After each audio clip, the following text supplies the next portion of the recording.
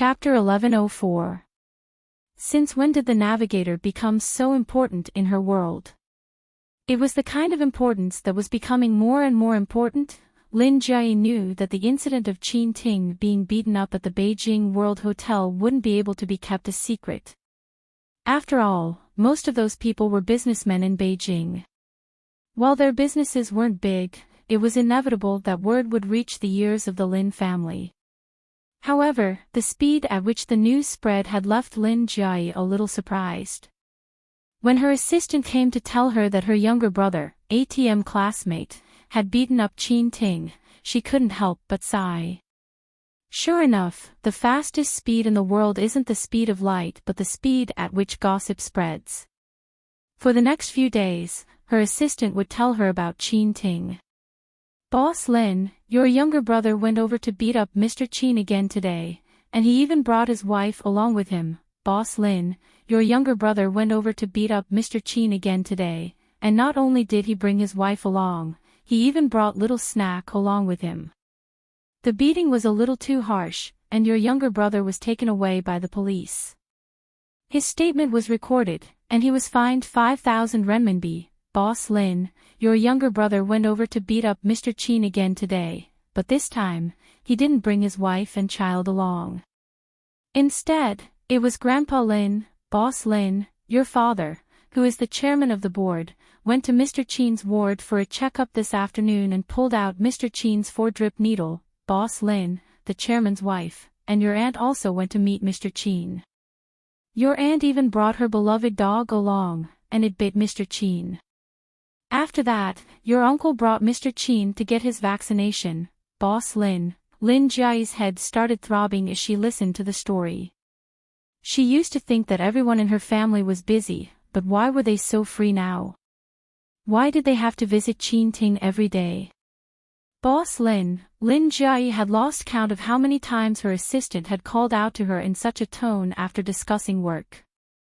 Without waiting for her assistant to continue, she spoke up. "Tell me, is it ATM today? Grandpa, Daddy, Mommy, Auntie, and Uncle. Yao Yao and Little Snack. None of them. Is it my aunt's dog, Angela, or Wang Xiaojun?" Angela was her aunt's dog, and Wang Xiaojun was her aunt's cat.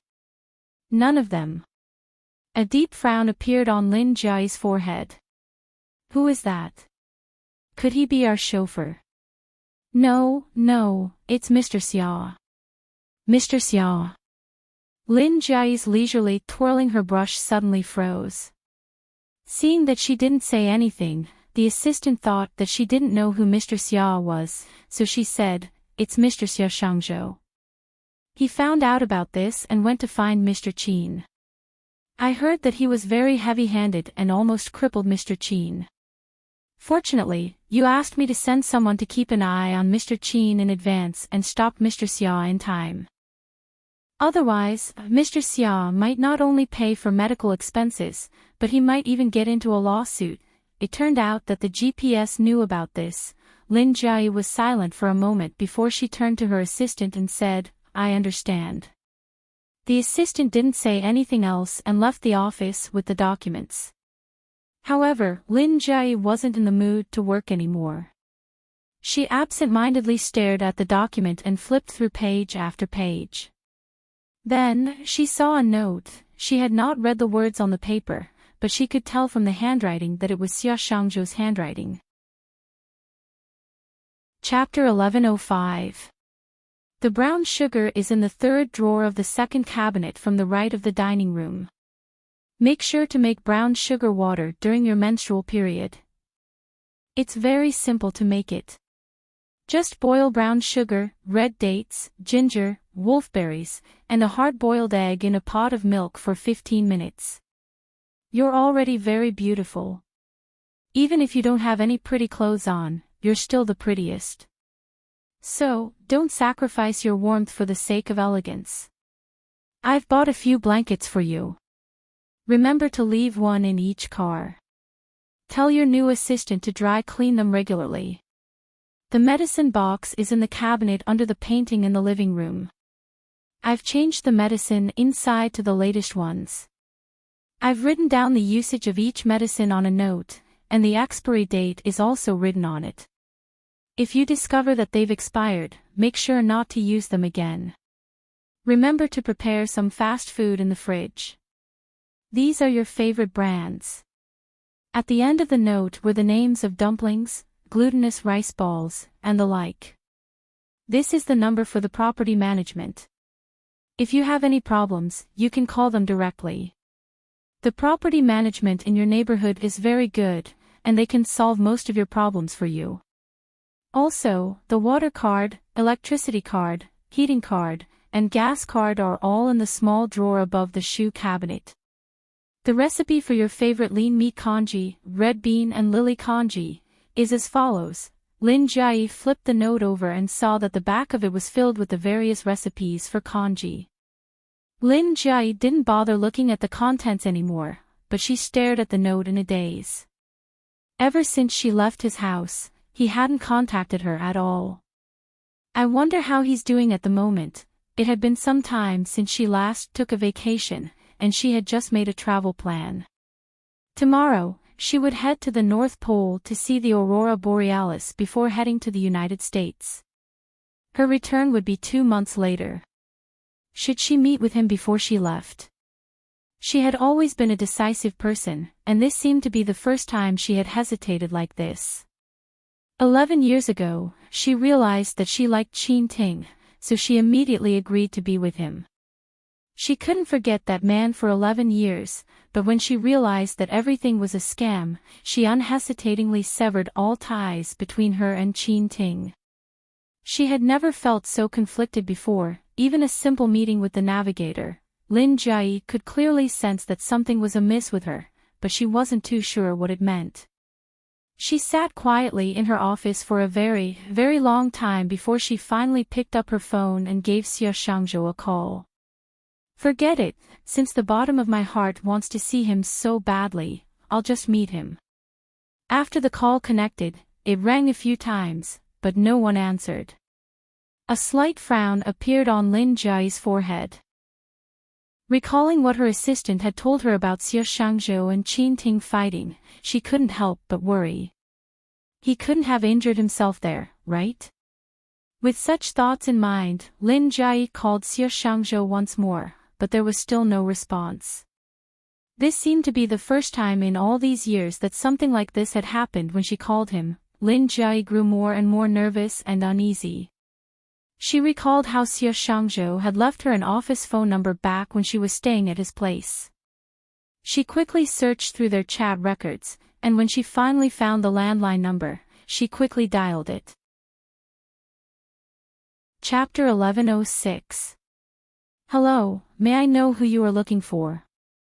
Lin Jai frowned.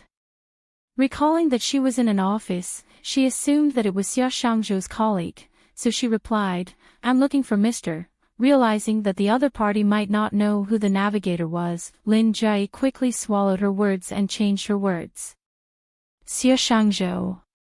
Oh, you're looking for our boss. He's busy at the moment, so it might take at least an hour and a half before he can call you back. Why don't you give me your name? I'll have him call you back when he's done with his work. An hour and a half. Isn't that long? The frown on Lin Jai's forehead deepened. Miss, may I know your surname? Hearing the woman's voice on the other end of the phone, Lin Jai snapped out of her daze.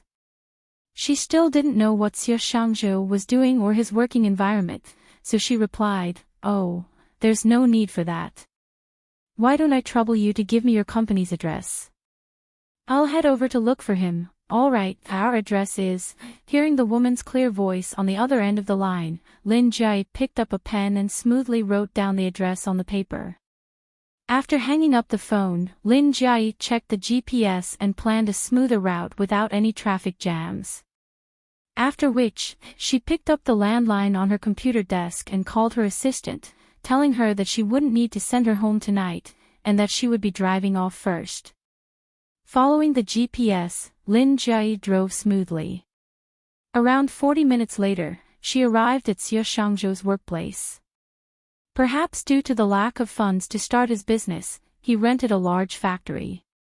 Lin Jie parked her car by the side of the road and walked in according to the signboard. After walking for around 10 meters, she saw a signboard with the words +1 greenhouse written on it. +1 foot greenhouse. What an interesting name, Lin Jie couldn't help but compliment the freshly designed signboard. She walked up and pushed open the door. It might be because it was already past 6 o'clock, but the desks inside were empty. There were no employees there. Lin Jie scanned her surroundings, and she noticed that there was a half-open door at the back of the office. She walked over and took a look inside. Before she could see the scene inside clearly, 2 huskies rushed towards her, jumping up and down around her, wagging their heads and tails. Lin Jie bent down and stroked the heads of the 2 dogs. Then, she recalled the barking she had heard from Xie Shangzhou's side when she called him. Could it be these 2 dogs? When the 2 dogs saw her, they didn't bark much. They didn't stop her as she walked in, but just walked around her. It was only then that Lin Jie realized that there was a huge greenhouse inside. It was filled with fresh flowers that had been transported over by air. These fresh flowers were well taken care of, and they were all in full bloom. Lin Jie walked in for a distance before she saw Xie Shangzhou, who was wrapped in an apron and squatting on the ground, tending to the flowers. She subconsciously wanted to call out to him, but just as the word navigator reached her lips, she suddenly saw a very familiar scene. Chapter 1107. This was the dream she had when she was younger. She wanted to lead a dreamy and comfortable life, but in the end, it was just a dream. In the end, she still went to work at the Lin family enterprise. With such thoughts in mind, Lin Jie abruptly turned her head around to look at the fresh flowers and the 2 huskies around her legs. Only then did she realize that the navigator's +1 greenhouse was her dream. +1, +1. She had found this name rather interesting when she first came in, but it turned out that it was a homonym of her name. Jie. When she finally realized this, she looked at the greenhouse once more. Every time she looked at it, her heart would tremble violently, as if something had touched it lightly. So, when she found out that the navigator liked him, in order to make him give up on her, she transferred him away from her side, and he resigned to do this. Even though he knew that the 2 of them would probably never have anything to do with each other ever again, he still chose to do this without any hesitation. Was she really that important to him? Was she worthy of him treating her with all of his heart and soul? She had never told anyone about her dream, but he knew about it. She should have been perplexed, but she suddenly realized that all of this wasn't important anymore. What was important was the +1 greenhouse that he had personally built. For some reason, Lin Jie felt as if something was choking her throat. She couldn't speak, and she couldn't breathe either. Her heart ached for him. This was the first time in her life that she had experienced such a complicated feeling. She stared at the busy Xie Shangzhou, and as she stared, her vision blurred. She felt extremely conflicted, and she needed to calm down. Not wanting to disturb him, she quietly backed out of the room and returned to her car, as if she had never been there at all. It took her a long time to calm down before she drove back home. Lin Jie took a hot shower, and after she came out, she poured herself a glass of red wine and sat on the balcony, staring at the bustling night scenery outside in a daze. She didn't know how long she had been sitting there in a daze until she heard her phone ring. She put down the wine glass and walked barefooted to the sofa in the living room. When she bent over to pick up her phone, she glanced at the screen. It was a call from Xie Shangzhou. She hesitated for a moment before picking up her phone and answering the call. "You called me in the afternoon." Hearing Xie Shangzhou's voice, Lin Jie couldn't help but tighten her grip around her phone. "On what happened?" Xie Shangzhou added, "I was busy in the afternoon, so I didn't bring my phone." "Nothing, it's just that." I suddenly felt like drinking your oatmeal tonight and wanted to ask you how you cooked it, but I couldn't get through to you. Oh, I see. Have you had dinner yet? No, do you still want to cook the oatmeal? If you want, I can teach you over the phone. Sure. Lin Jie nodded. Wait for me, I'll head to the kitchen now. I'm here. Following Xia Shangzhou's instructions, Lin Jie picked up the pot and took out the oats and other ingredients. However, when she picked up the spoon, she accidentally knocked over the bottle of soy sauce. Hearing the commotion, Xia Shangzhou asked, "What's wrong?" Chapter 1108. This time, before Xia Shangzhou could say anything, Lin Jie had already spoken up. It's fine, it's fine. The pot lid fell on the floor. After taking a bath and changing his clothes, Xia Shangzhou was just about to leave the greenhouse when he suddenly recalled how she had cooked a meal on a whim, causing 2 of his pots to burn, forcing him to clean the kitchen for 3 whole hours.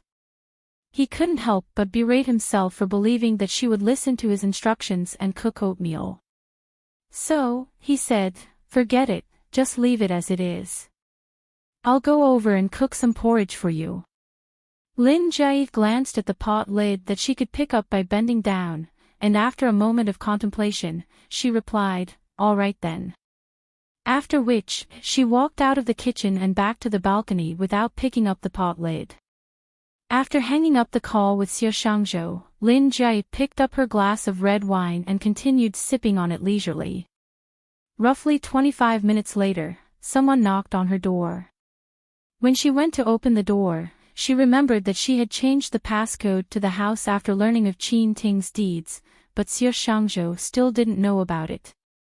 So, she opened the door and was just about to tell Xia Shangzhou the passcode when she saw the band-aid on Xia Shangzhou's face and the bruise on his lips. The words that she was about to say were instantly choked in her throat. Did he get those bruises from fighting with Qin Ting? But then again, he wasn't the type to fight, so why would he learn from her ATM brother? With such thoughts in mind, Lin Jie's eyes reddened, and she quickly turned her head away. Come in. Xia Shangzhou changed his shoes and headed straight to the kitchen. Listening to the commotion in the kitchen, Lin Jie sat on the balcony and drank even more wine. It didn't take long for Xia Shangzhou to call Lin Jie over for porridge.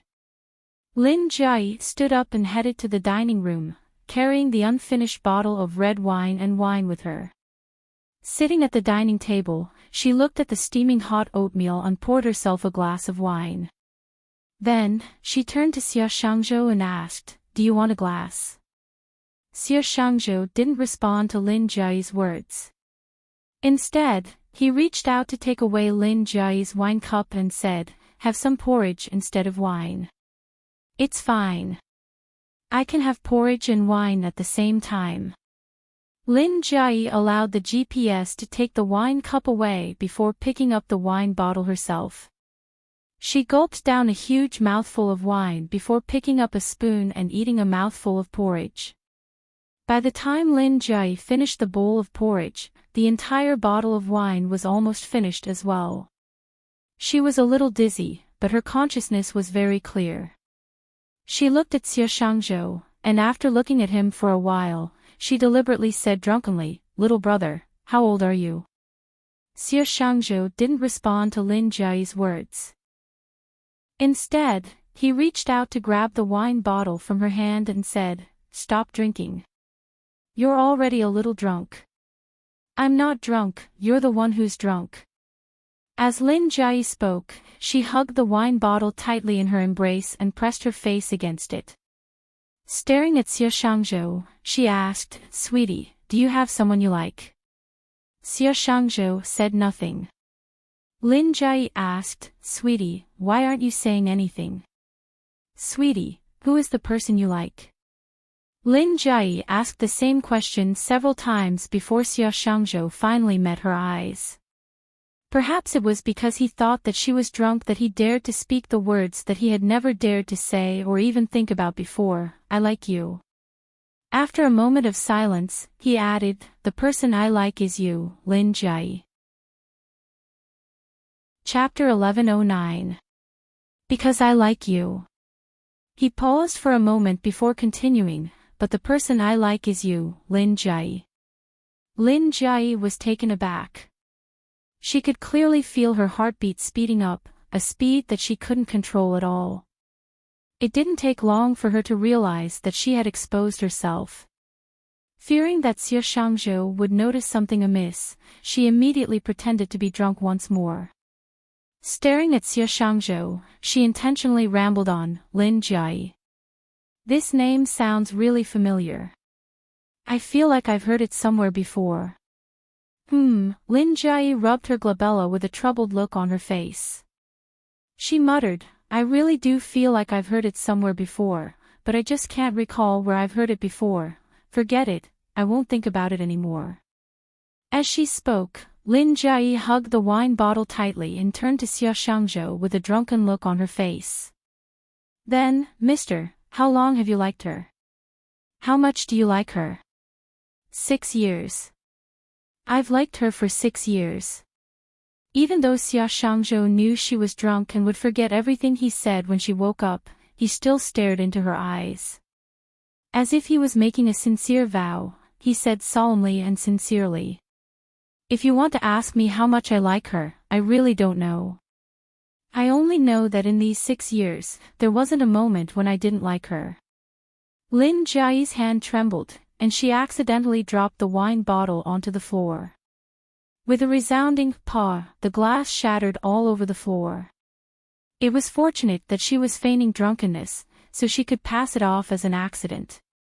However, she didn't have the courage to look at Xie Shangzhou anymore. She wasn't sure if it was because the designer had designed the restaurant's lighting too well during the renovation, or if she was really a little drunk, but she felt that his eyes were really seductive. She was afraid that if she continued to look at him, she would make a mistake, so she pretended not to understand what she had just done. She stared at the scattered pieces of glass on the floor and continued to ask, then, are you with her? All of a sudden, the restaurant became somewhat silent.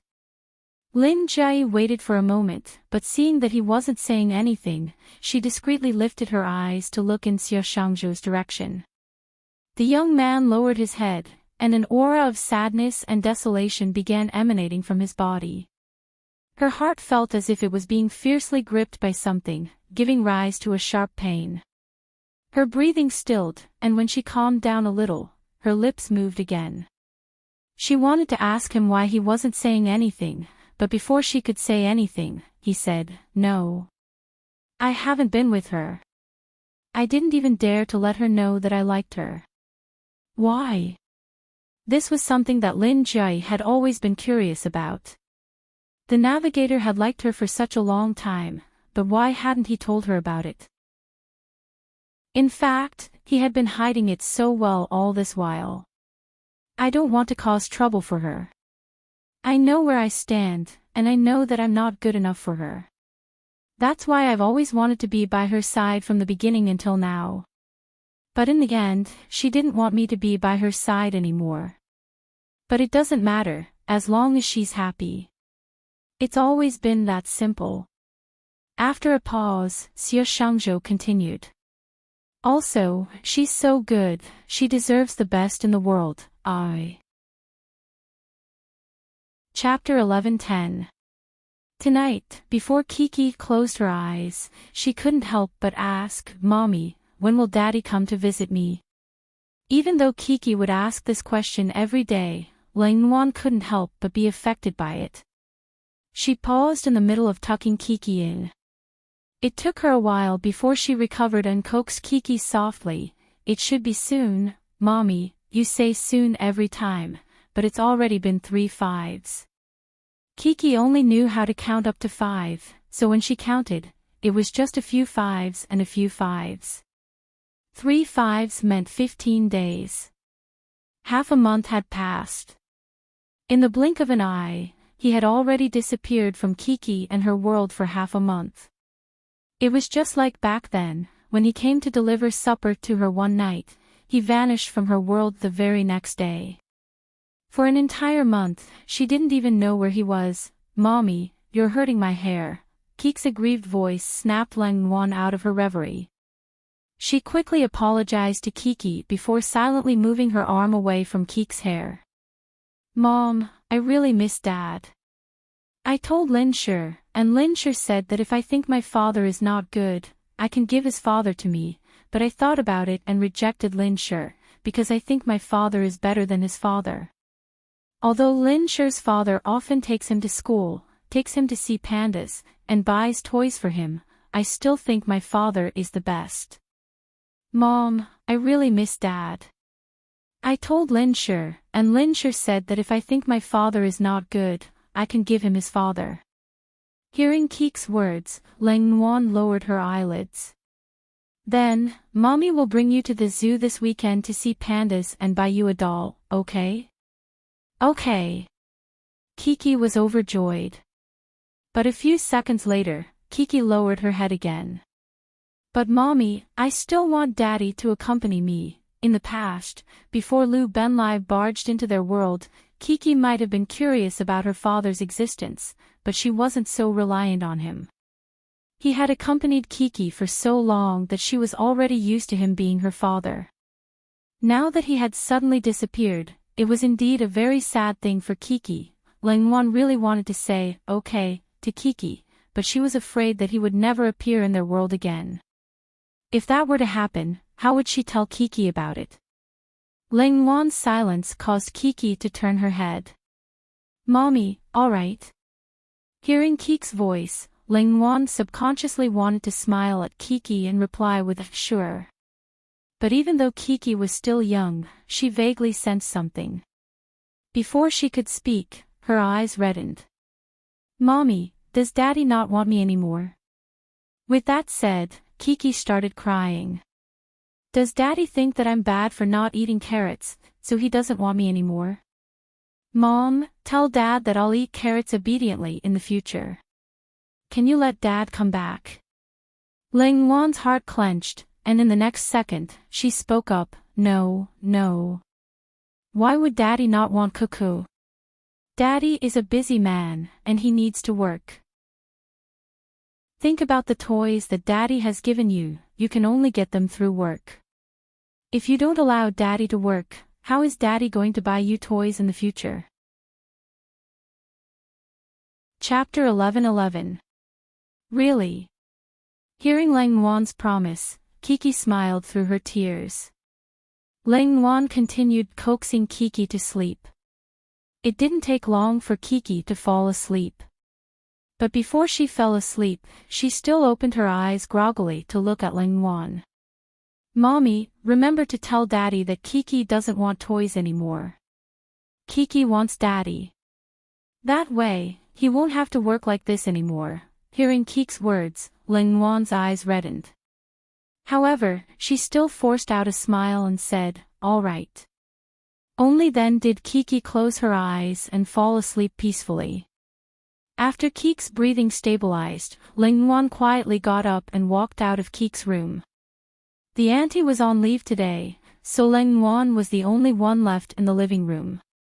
Out of habit, she walked to the balcony and looked downstairs. His car was still nowhere to be seen. Lang Wan's mood suddenly plummeted. Kiki was easy to coax and deceive, but what about her? She had told herself not to harbor any hope in him, and after learning her lesson once, she shouldn't act so foolishly again. But she was still a fool. She shouldn't have harbored any hope in him, not even the slightest bit. Lang Wan stood dazedly on the balcony for a long time before she turned around and headed for her bedroom. Before entering her bedroom, she headed to the nursery opposite to take a look at Kiki. However, just as she came out of the baby's room, before she could reach her bedroom, someone rang the doorbell. Who could be at my house at such a late hour? Lang Wan frowned. She rushed to the door, and through the peephole, she saw Lu Benlai standing outside. His clothes were in a mess, his beard was unshaven, and his hair was a mess. He looked extremely unkempt. What happened to him? How did he end up in such a state? While Lang Wan was in a daze, the doorbell rang once more. Afraid that she would disturb her neighbor, she quickly opened the door. But before she could say anything, the overwhelming stench of alcohol assaulted her senses, and she nearly vomited on the spot. Did he soak himself in a vat of alcohol? Before Lang Nguyen could comprehend her thoughts, Lu Benlai suddenly called out, "Nguyen Nguyen." Lang Nguyen's body trembled as she subconsciously raised her head. But before she could see Lu Benlai's expression clearly, the latter had already kneeled to the floor. "Nguyen Nguyen, I'm sorry, I'm sorry." Shocked by Lu Benlai's abrupt action, Lang Nguyen subconsciously took a step back before bending down to pull him up. But he didn't move at all. He just kept repeating the words, "I'm sorry." The corridor was extremely quiet at night, and Lang Nguyen could hear some commotion coming from the room next door. Afraid that someone would see this sight, she grabbed Lu Benlai's arm and forcefully dragged him into the house before shutting the door. "Sorry." "Sorry," Lang Nguyen didn't respond to Lu Benlai's words. Instead, she grabbed his arm, trying to pull him up. However, when she barely managed to pull him up, he suddenly changed his words. "Nguyen Nguyen, I'm sorry. I'm a jerk. I shouldn't have been affected by that person. I shouldn't have tested you that night. I shouldn't have ignored you after knowing that something really happened between you and that person." As if someone had struck Lang Nguyen's acupoints, she suddenly froze on the spot. Chapter 11-12. Lu Benlai collapsed to the floor once more. "I'm sorry, Nguyen Nguyen. I didn't know the truth. I didn't know anything at all. If I had known, I wouldn't have treated you that way. I'm sorry, Nguyen Nguyen. I'm a bastard. I'm too selfish. I only thought of myself. I thought that you didn't love me, and you would always keep your distance from me. I thought that you didn't have a place for me in your heart. When I heard him say that there was something going on between the two of you, I got jealous. No matter what, it's all my fault. Nguyen Nguyen, I'm sorry, I'm really sorry. If I had known, I definitely wouldn't have treated you that way. I thought that you didn't love me, that's why I didn't pick up your call. I'm the one who didn't put in the effort to understand you. I shouldn't have done that." The room was silent, and only Lu Benlai's voice echoed in her ears. Lang Nguyen didn't know how long she stood there stiffly for before she regained her senses. The hidden meaning behind his words is that he knows about the nightmare that happened to me. He had seen that person 4 years ago. Did he hear from that person that she had slept with that person, and that's why he ignored her? He even emphasized that it wasn't because he despised her, but because he thought that she didn't love him, and that she had always been cold to him. "I'm the one who didn't have the face to see you. Nguyen Nguyen, I was really a fool back then. I kept saying that I liked you, but I never cared about your thoughts. Nguyen Nguyen, I'm sorry. Nguyen Nguyen, I deserve it." Lu Benlai muttered to himself for a long while before he finally quietened down. Lang Nguyen stood by his side, and she was in a daze for a very long time before she finally leaned over to look at him. He was probably drunk to the point that he didn't even know what he was doing, and he had already fainted. But she couldn't just let him sleep on the floor like that, right? Lang Nguyen hesitated for a moment before bending down and using all her strength, she dragged him into her bedroom. Then, she removed his dirty jacket and pants and placed him on the bed. After which, she stood by the side of the bed and panted heavily for a long while before she covered him with a blanket. His face and hair were really dirty. Unable to watch on any longer, Lang Nguyen went to the bathroom to fill a basin of water and wiped his face and hair. Halfway through, he, who was asleep with his eyes closed, began to murmur again. Sorry, Nguyen Nguyen. I'm sorry." Hearing those words, Lang Nguyen's movements suddenly came to a halt. She stared at him on the bed, and her mind began to wander. "I'm definitely not the best." Hearing those words, Lin Jai couldn't hold back her emotions anymore. "I'm definitely not the best." Yes, among all the men she knew, Navigator was definitely not the best one, but he was the one who made her feel the most comfortable and at ease when she got along with him. You know what? She is my entire youth. I can wrong anyone else, but not her. My entire youth. Lin Jie abruptly stood up. Before she could move, Xie Shangzhou scurried over. Be careful, there's glass on the ground. As he spoke, he stopped her from moving. Lin Jie didn't say a word, nor did she move. Instead, she turned her head around and looked at the navigation device. She stared at him, stared at him, stared at him, stared at him, and then suddenly moved closer to his face. Chapter 11:13. Lin Jie didn't say a word, nor did she move. Instead, she turned her head around to look at the GPS. She stared at him intently for a long time, and all of a sudden, she leaned in close to his face. As she approached, Xie Shangzhou's heart skipped a beat. Following which, he felt her breath lightly brushing against his face. It was ticklish, and his body couldn't help but tremble. He subconsciously tried to back away, but before he could do so, he felt something soft pressing against his lips. In an instant, it was as if someone had sealed his acupoints. His mind went blank, and he froze on the spot, unable to move in the slightest. The dining room was extremely quiet, and he could clearly hear the sound of her shallow breathing. He could feel his heart beating faster and faster. Ping ping ping, it felt as if it would burst out of his chest at any moment. Her lips were still pressed against his, and she didn't move away for a long time. He felt that there was a fire in his body that was rampaging in all directions due to her provocation. He could also feel his rationality disintegrating. He was afraid that something irreversible might really happen if this were to continue, so he mustered all of his strength to retain the last shred of clarity he had left. His lips moved, "Boss Lin," but before he could finish his words, Lin Jie suddenly bit down on his lips as if punishing him. Then, with her lips still pressed against his, she spoke with a dissatisfied tone, "Didn't I tell you not to call me Boss Lin?" Her voice was very soft, but it carried a bewitching charm that caused Xie Shangzhou's entire body to tremble violently. In an instant, the words that he was about to say vanished from his mind. Seeing that Xie Shangzhou wasn't saying anything, Lin Jie blinked her eyes. Her long eyelashes brushed past his eyelashes, and his Adam's apple bobbed up and down. Following which, her muffled voice drifted into his ears once more, "What should you call me then?"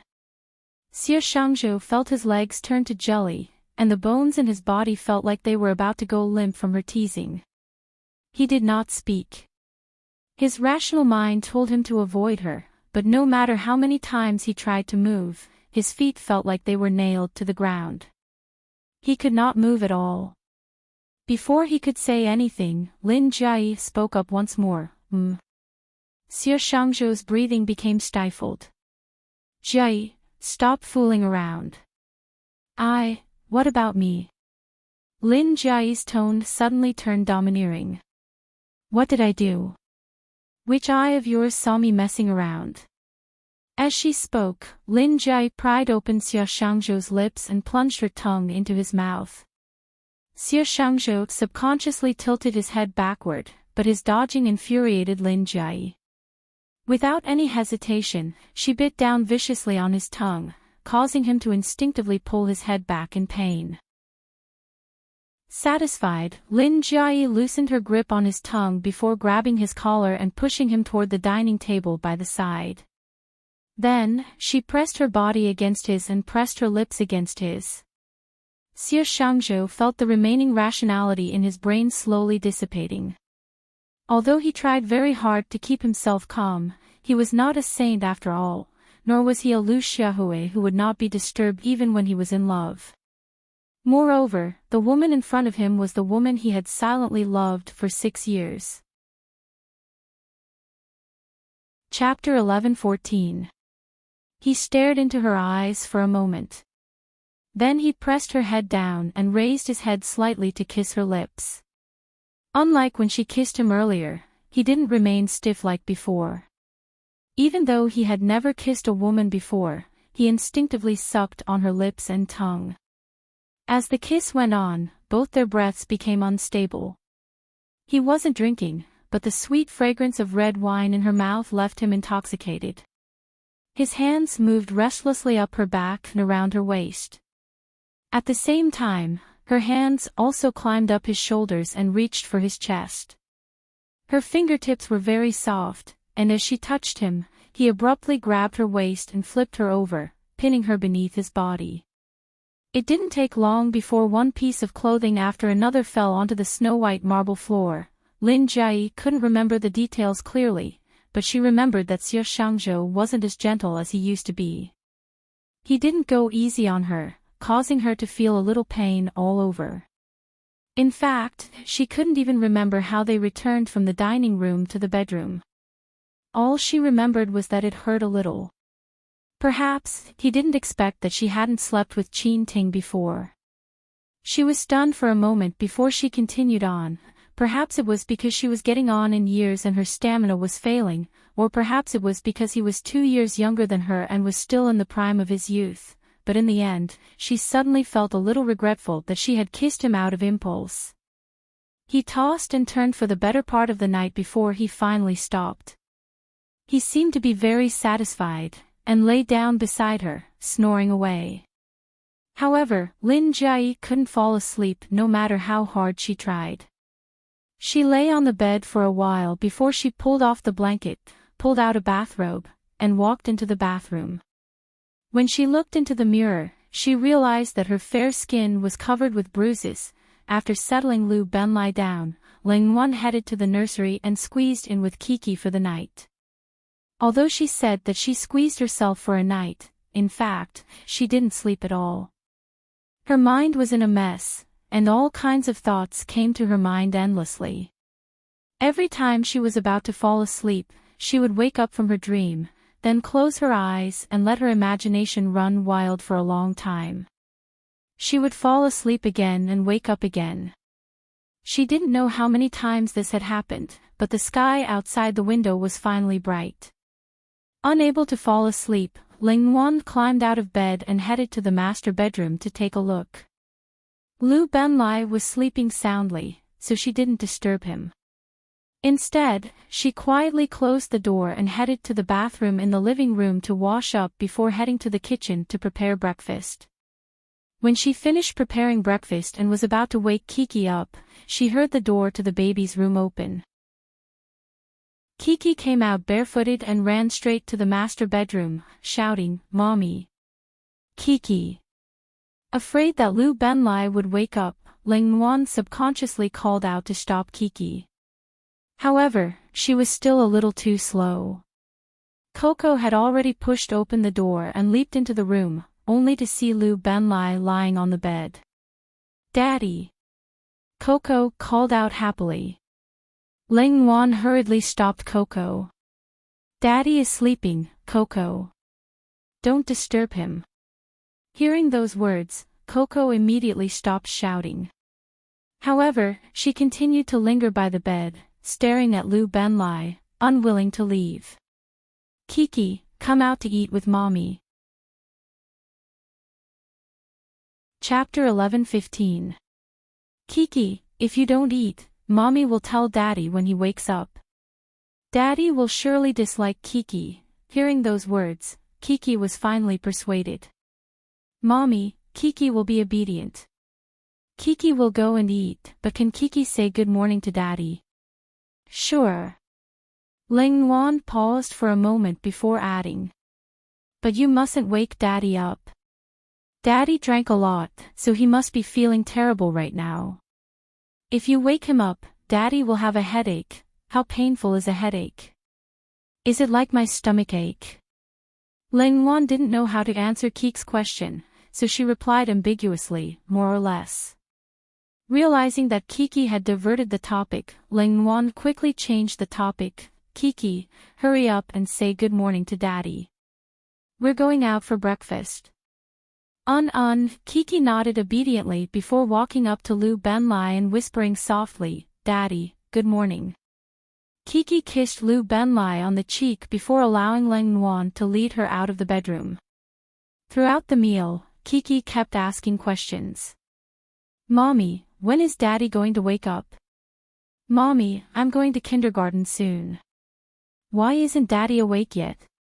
Even after the meal, when Leng Yuan was combing Kiki's hair, Kiki kept asking her questions. Mommy, I can't be late. Mommy, do you think I'll be able to see Daddy when I return from school? Mom, tell Dad to wait for Dad to wake up. Tell him not to leave and wait for me to come back from school, okay? Leng Yuan couldn't bear to disappoint her daughter, so she nodded and said, all right. After which, she took out a pen and a piece of paper and left a few words with Lu Benlai. After seeing Kiki's relieved and happy smile, she carried Kiki out of the house to send her to kindergarten before heading to work. However, as soon as Leng Yuan carried Kiki downstairs, she was stopped by someone she knew. It was Lu Benlai's assistant. As soon as he saw Leng Yuan, he immediately rushed forward and greeted, Miss Leng. Leng Yuan knew that her assistant probably had something to say to her, so she put Kiki down and pointed to the recreational area not too far away. She said, Kiki, go over there to play for a while, but don't go too far. Mummy has something to say to Uncle, all right? Kiki replied obediently, all right, before turning to Lu Benlai's assistant and greeting, hello, Uncle. After which, she picked up her backpack and ran over to the spot Leng Yuan had pointed out. Squatting down, she left Leng Yuan with a furry back before lowering her head to study the bushes. After ensuring that Kiki was fine, Leng Yuan turned to her assistant and asked, what's wrong?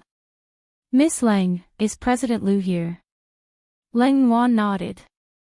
The assistant must have seen Lu Benlai's car and waited for her downstairs. Miss Leng, I know it's wrong to disturb you, but can you persuade President Lu? He hasn't been to the company for half a month, and now the company is in a mess. If this goes on, something will definitely happen. Chapter 11:16. I don't know either. I can't contact Boss Lu at all.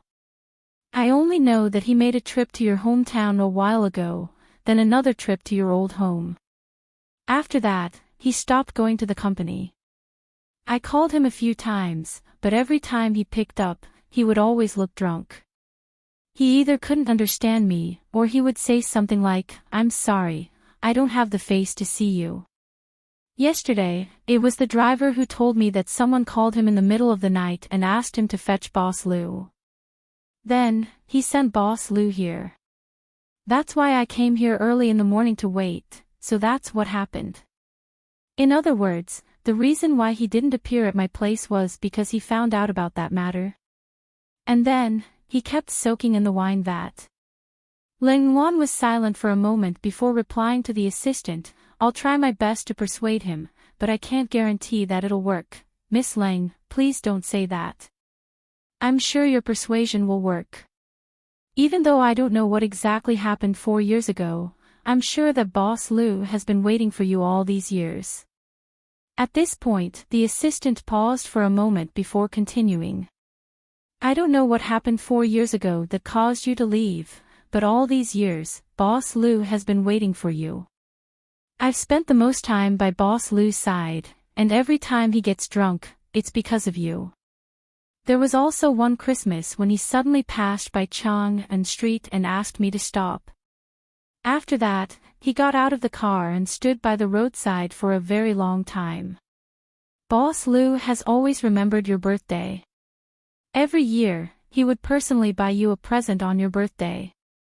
Also, Miss Leng, I believe that if you hadn't left 4 years ago, Boss Lu would have definitely proposed to you. That's because I've seen Boss Lu staring at a diamond ring in a daze several times. Miss Leng, I'm really not trying to speak up for Boss Lu on purpose. Boss Lu really likes you. Actually, I don't know if you're aware of this, but in the 4 years that you were gone, Boss Lu probably sent you messages on WeChat every single day. Leng Yuan didn't interrupt the assistant. She waited until he was done before politely bidding him farewell before sending Kiki off to kindergarten. When the car was about to reach the entrance of the kindergarten, Lingwan suddenly asked Kiki, "Kiki, do you really want a father?" Coco nodded and hummed in acknowledgement. Lingwan didn't say a word. Instead, she gently stroked Kiki's bangs. After the car came to a stop, she helped Kiki adjust her scarf and carried her out of the car. After sending Kiki to kindergarten, Lingwan returned to the taxi she had flagged earlier. On the way to the office, she stared at the dazzling sunlight outside the window, and she couldn't help but recall what Liu Benlai's assistant had said. If she hadn't left, Liu Benlai would have proposed to her back then. So, Liu Benlai was intending to marry her 4 years ago. But that person had appeared. Was that why they were separated? Lingwan was stunned for a moment before she took out her phone. She stared at her WeChat for a very long time before finally logging into her old account. Xie Shangzhou fell into a deep sleep. During this long period of time, he also had a dream. He dreamt that he and Lin Jie, when the dream came to an end, he woke up with a start. His surroundings were extremely quiet, and the sun was shining brightly outside the window. He lay on his bed in a daze for a long time before he realized that he wasn't wearing any clothes, and he was in Lin Jie's house. P.S. Recommended book, You Are 3/4 of My Life by the Cat Who Forgot to Breathe. It's the second last day of the month. Dear babies, please check to see if you have any monthly tickets. The monthly tickets are free. In order for our year-end book to win an award, I'm begging all of you babies to support me. Chapter 11-17. Why was he at Lin Jie's house? As this doubt flashed through Xie Shangzhou's mind, the bits and pieces of what happened last night flashed through his mind frame by frame, like a movie being replayed. After he was done with his work, he looked at his phone and saw 2 missed calls from her. Ever since she left his house, he had been wanting to contact her, but he didn't have a good reason to do so. So, when he saw the 2 missed calls, he called her without any hesitation. She said that she wanted to eat oatmeal, so she called him to ask him how to make it. He wanted to rush over to her and cook her oatmeal, but he was afraid that it would be too abrupt, so he did as she asked and taught her how to make it. But, she made a huge mess of it. He told her what he had been wanting to say all along and offered to make it for her. She didn't turn him down, and she replied with a soothing "sure" before rushing over to her house. She ate the oatmeal and drank the wine at the same time. He had no idea what kind of pairing she was up to, but in the end, she drank a little too much. She asked him who he was and whether he liked anyone. Perhaps it was because he had kept these words in his heart for far too long, or perhaps it was because he wanted to tell her even in his dreams, so he decided to tell her everything while he was drunk. Then, perhaps it was because she wasn't feeling well from the alcohol or something else, she suddenly stood up. Fearing that the shards of glass on the floor would stab her, he quickly rushed over to her. And then, she took the initiative to kiss him. As those romantic and ambiguous scenes flashed across Xie Shangzhou's mind, he finally realized that the scenes in his dreams weren't dreams at all. They were real. In other words, he and Lin Jie. Xie Shangzhou finally recovered from his stupor and leaped off the bed. Then, he saw a smear of red on the light pink bed sheets. As if someone had sealed Xie Shangzhou's acupoints, he froze on the spot.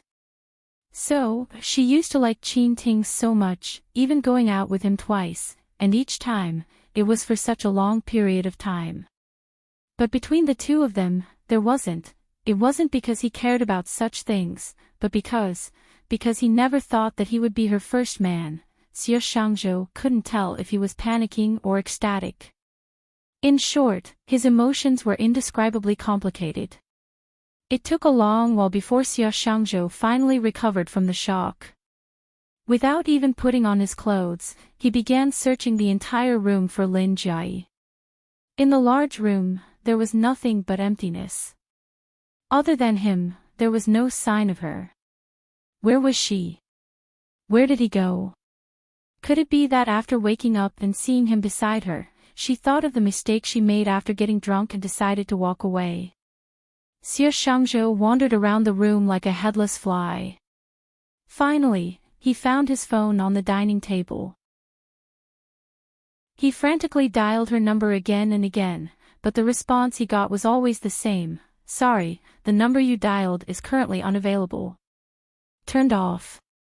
Was she purposely avoiding him? With such thoughts in mind, Xie Shangzhou decided to send a message to Lin Jiayi. Chapter 11:18. If you're willing, I can take responsibility for you. Don't misunderstand, I don't want to take responsibility because of my responsibility. I just really like you, and I can't wait to take responsibility for you. If you're unwilling, then, it's fine too. You can beat me up. Oh, no, you can beat me up as many times as you want, as long as you don't get angry. After sending those two messages, Xie Shangzhou suddenly remembered that Lin Jiayi's phone was switched off, and she couldn't see his messages no matter what he said. So, he turned around to look for her. When he ran to the door of the house, he realized that he was still wrapped in the quilt, so he hurriedly returned to the bedroom. When he saw his clothes, he rushed over, picked them up, and put them on hastily. In his panic, he had put on his t-shirt the wrong way around. When he took it off and put it on again, he saw a note on top of his pants. He paused in the act of putting on his clothes, then bent down to pick up the paper. Opening it, he saw her handwriting. "Navigator, I believe that you must be anxiously looking for me at this very moment. Don't worry, I'm not hiding from you. I've already decided on my travel plan a month ago. I'm going to the North Pole before heading to the United States. My return route is still unknown, so by the time you see this note, I might already be in the air. In fact, there's a good chance that I might have already left China. You must be feeling even more anxious after reading this, right? Are you afraid that I won't be able to return anymore? There's no need to worry. I estimate that I'll be back in Beijing in around 2 months, and I'll contact you then. I'll give you the answer you want to discuss with me then. You don't have to look for me either. I'm traveling by myself, and I don't even know where I'll be going.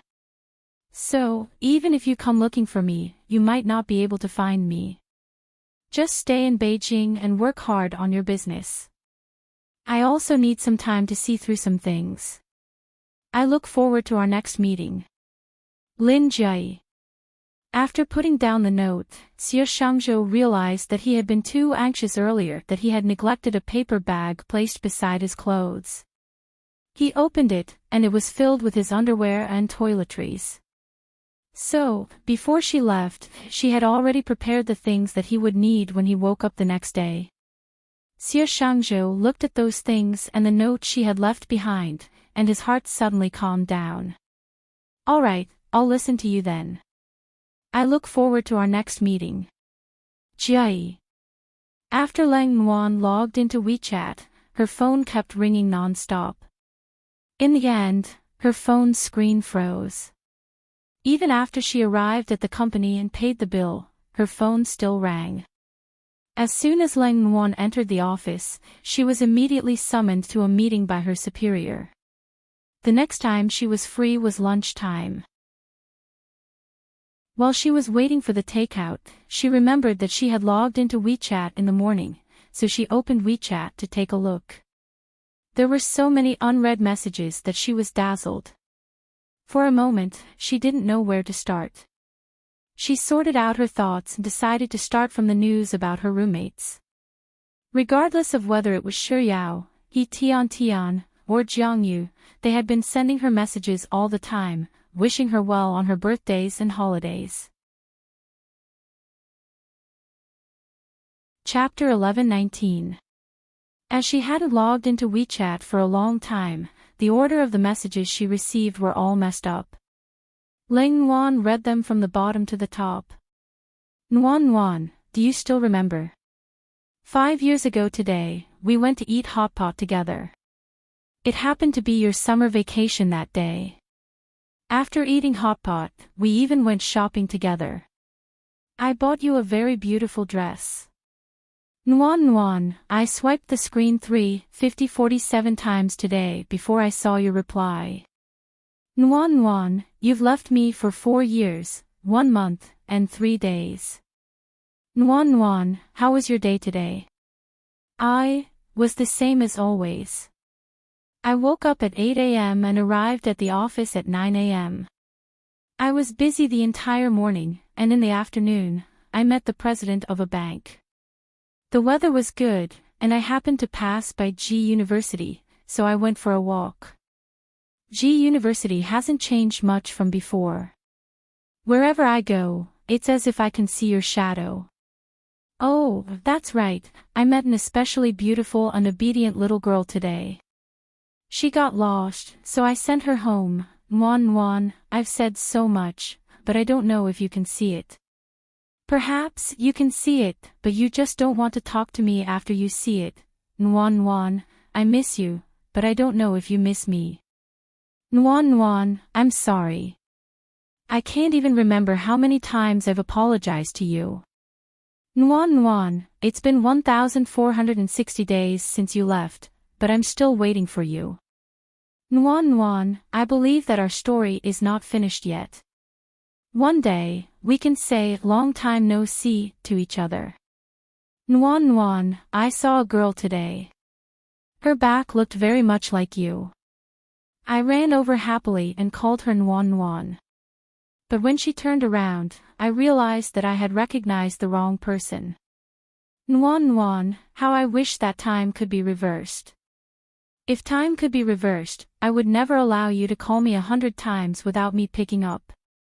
Nuan Nuan, if we can meet again, I will wait for you indefinitely.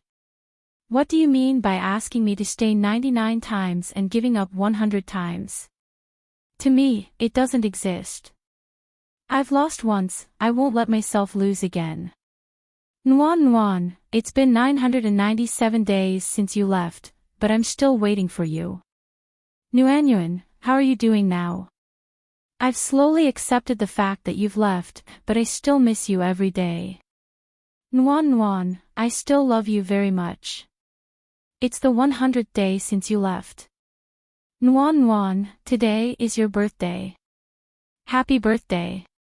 Nuan Nuan, don't you think this ring is pretty? You know what? I was planning to propose to you, but I was still a step too late. I thought, Nuan Nuan, you would definitely look very beautiful wearing this ring. Staring at the ring in the picture, Ling Nuan's eyes suddenly reddened. It turned out that in the 4 years she had been suffering, he had also been suffering. In that love, both of them had thought that they were the ones who loved each other the most, but they didn't have the courage to be the most worried. They were afraid that the other party wouldn't love them, afraid that they weren't in the other party's heart, afraid that they would be hurt all over if they gave up. Chapter 11:20. Her fear of men made him think that she didn't have him in her heart. His month of cold violence made her think that he didn't love her anymore.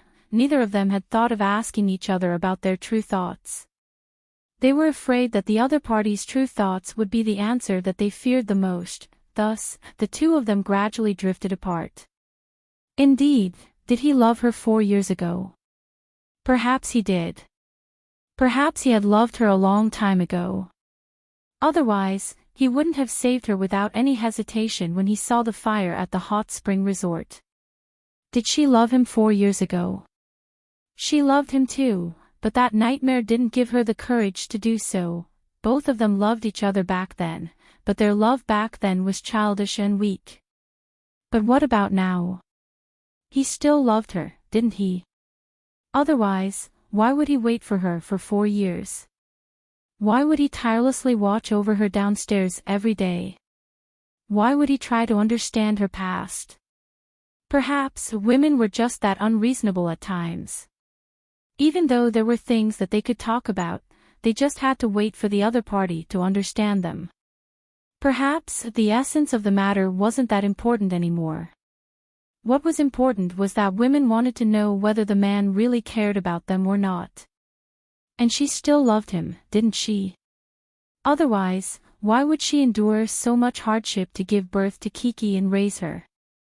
Otherwise, why would she care so much about whether he stayed downstairs every day? So, could she really be like what Yao Yao said, be brave for once, be brave again, let go of him, let go of herself, and let go of him and her Kiki? Ling Yuan flipped through those WeChat messages until her fingers ached. Her mind was in a mess, and as she scrolled through them, she suddenly tapped on the chat box.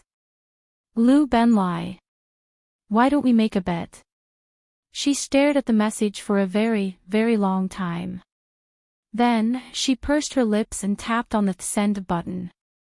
Soon, she received his reply. Okay. He replied okay, without even asking what the bet was. Ling Yuan tapped on the keyboard and said, if it snows this Christmas, let's get together again. Soon, his reply appeared on the screen. Okay. Ling Yuan didn't reply to his message. Instead, she stared at the content of their conversation after 4 years, and the corners of her lips curled up. Let's make another bet then. She believed that this time, they would truly learn how to love. December 25th. It was Christmas again. Compared to previous Christmases, this year's Christmas was slightly different for Xie Shangzhou. Because this Christmas, his +1 greenhouse finally made a profit under his hard work. Moreover, the profit was not bad. There were even many celebrities and internet celebrities who ordered flowers from him and posted them on various platforms, bringing him a lot of popularity. But on Christmas Day, of all the flowers he sold, the most expensive one was ordered by an anonymous person. He had sent out the bouquet of flowers in the morning. The address was a mailbox next to the main road. In the afternoon, he received a bouquet of flowers in the greenhouse. It was a fresh flower that he had personally tied, so he naturally recognized it. However, there was one more thing than when he sent it out in the morning. There was a CD hidden in the bouquet of flowers. From the surface of the disc, Xie Shangzhou couldn't see anything. He curiously put the disc into the computer, and after a while, an image appeared on the computer screen. Chapter 11:21. From March to December. Thank you for meeting me. I love you guys. The meaning of writing is to have your company. This feeling is so good. We're going to say goodbye soon. Although I'm reluctant, I'm still very touched. I hope we'll meet again in the next book. This is the last week's activity. This chapter will randomly select 5 koi readers, MAC lipstick plus 88K red packet plus snack gift bag. Condition, vote. Chapter 11:22. Xie Shangzhou couldn't discern anything from the surface of the disc, so he inserted it into the computer out of curiosity. A moment later, an image appeared on the computer screen. It was a world of ice and snow. The howling wind blew relentlessly, and the occasional droplet of water that fell would immediately freeze into ice. But in such a frigid environment, the scenery was exceptionally majestic. Even though there wasn't a single person in the image, Xie Shangzhou could vaguely guess who had recorded the CD. Of all the people he knew, she was the only one who had gone to the northernmost world. As the image changed, the silent image turned into a sound image. There were people dressed in heavy down jackets walking by, the sound of cars moving, the sounds of people conversing, and finally, Lin Jiai's voice sounded, "This is my first day in the North Pole. After checking in at this hotel, the first thing I did was to lie down on my bed and sleep soundly. When I woke up, I rummaged through my suitcase and found a packet of hot pot noodles that I had brought from China. After that, I had a delicious meal of hot pot in my room before brushing my teeth and putting on makeup before heading out to rent a car. This is the snow that I saw on the way there. I must say, it's really cold here. I'm going to buy another down jacket later. Alright, this is the car that I rented. It's going to accompany me around the North Pole. As Lin Jai spoke, the image she described appeared on the CD player. The first thing I did when I got the car was to buy this down jacket and a pair of Uggs. I bought an ice cream today. It's so exciting to eat ice cream in a world of ice and snow like this. This is the crab that I chose today. I'm going to cook it. Also, I went scuba diving today. I really didn't have the courage to do a wet dive because it's too cold. But the underwater world sure is beautiful. I feel like I'm a legendary mermaid who can live at the bottom of the sea. I've been waiting for a week, and I've finally seen the Northern Lights. I've seen countless pictures on the computer, and every single one of them is beautiful to me. But when I personally arrived in this world and saw the majestic scenery before me, I finally understood the true meaning of shock. The duration of the Northern Lights video was slightly longer than usual. When the image changed, it was still nighttime. The image on the computer was no longer of the scenery but of a small bar. Lin Jai appeared in the video. There was a wine glass in front of her, and there was soothing music playing in the background. This is the 10th day since I arrived at the North Pole, and this is the 10th time I've thought of a person. The first day was just a brief moment, the second day was a little longer, and on the third day, I got a little tired. Just before I fell asleep, the face of that person flashed across my mind, and I fell asleep. The 4th day, the 5th day, the 10th day. For some reason, I missed that person more than usual. Chapter 11:23. Following Lin Jai's words, an image of her slowly sketching on a piece of white paper appeared on the computer screen. After my first love left me, I lived in his shadow for 11 whole years, unable to walk out of it. Eventually, he appeared in my world once more. There were many things that I couldn't understand back then, but as I slowly calmed down and looked back on the past, I realized that God still loved me. If God hadn't sent him back to me, perhaps today, which I thought was the anniversary of his death, I would still be sad. I would still be drunk, and I would still be in agony, replaying the beautiful scenes of our past over and over again. In truth, after our reunion, I couldn't find the feelings that I yearned for in him anymore. I thought that I might have truly loved him back then, but in the end, the only thing I loved was the story between him and me. That's because it's hard to forget regretful things. The sun here is really bright today, and when I was taking a photo under the sun, I suddenly felt a strong urge to return to my country. I wanted to return to Beijing, the smoggy and foggy winter. I wanted to eat the xiaolongbao from the southern city, the Cantonese cuisine from the western city, the crayfish from the eastern city, and the Sichuan poached fish from Beijing. I thought about all sorts of things, but in the end, I realized that there was a person that I really wanted to meet. The weather today isn't too good. It's been a gloomy day, and it even started snowing heavily in the afternoon. But while it's snowing, it's always beautiful, but it's also very cold. While I was sipping on some hot water, I suddenly missed the heating in Beijing, and I suddenly felt an urge to buy a return ticket back to Beijing. I'm going to fly to America today, and I'm already at the airport. Tomorrow is Christmas Eve, and I'm going to celebrate it with my friends. Look, America is bustling on Christmas Eve, just like our spring festival. I decorated a Christmas tree with my friends, and it's beautiful, isn't it? Tonight, when I was pasting a wishing note on the Christmas tree, the 3 words I wrote were the name of the person I really wanted to meet. At that moment, I suddenly felt like I was certain of something. I always thought I was moved, but I realized that wasn't the case. I thought I was looking for someone else's comfort because of the failure of a relationship, but in the end, I realized that wasn't the case. I seriously tried to see through my own heart, and I realized that maybe the person I really wanted to meet was already very important to me a long time ago. Maybe the story between me and my first love didn't only change him, I also changed. I can't find the feeling I once wanted in him. Maybe he could give me the romance I wanted when I was young, but I'm already 30 years old. I want stability, I want warmth, I want comfort. This is what my first love can't give me.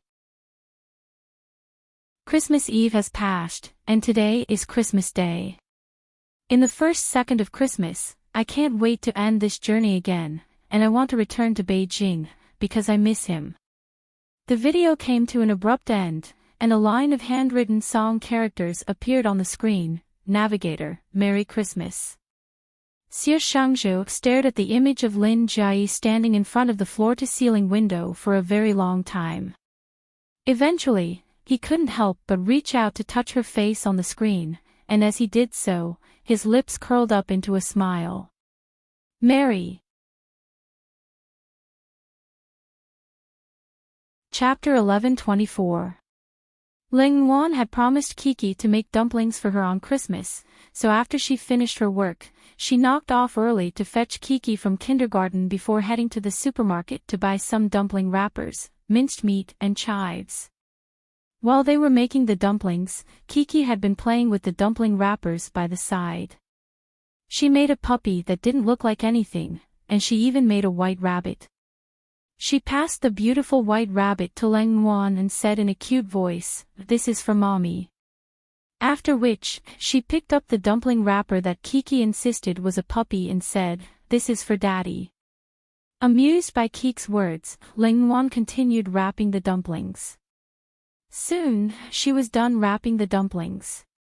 Ling Wan looked out the window and saw that the sky had already darkened. Recalling that Lu Benlai loved dumplings as well, she turned to Kiki, who was busy sorting out the row of plush toys. "Kiki, give Daddy a call and invite him over for dumplings, all right?" Upon hearing those words, Kiki immediately tossed aside the long rabbit she was holding and ran over to Ling Wan. After Ling Wan made the call, she immediately stretched out her hands, grabbed the phone, and called out cheerfully, "Daddy." "What's wrong?" "Kiki." When Lu Benlai's voice sounded, Kiki suddenly forgot what her mother wanted her to say, and she raised her head to look at Ling Wan. Ling Wan didn't say a word. Instead, she pointed to the dumplings by the side to remind Kiki. Kiki's eyes darted around in thought for a moment before she suddenly recalled something. She turned to Lu Benlai and called out, "Daddy," once more, "I remember now. Mommy told me to invite you over for dumplings on her behalf, Ling Wan." She wanted her to invite Lu Benlai over for dumplings in her name. After saying those words, Kiki raised her head to look at Ling Wan. Noticing that there was something amiss with her mother's expression, she frowned and said, "Daddy, Mommy is a little unhappy. She might not want you to come over for dumplings again." Unable to bear listening to her daughter's words any longer, Ling Wan snatched the phone away from her and said softly to Lu Benlai, "I cooked dumplings, and there's quite a lot of them. Do you want to come over and have some?" Ling Wan heard the sound of Lu Benlai typing on the keyboard.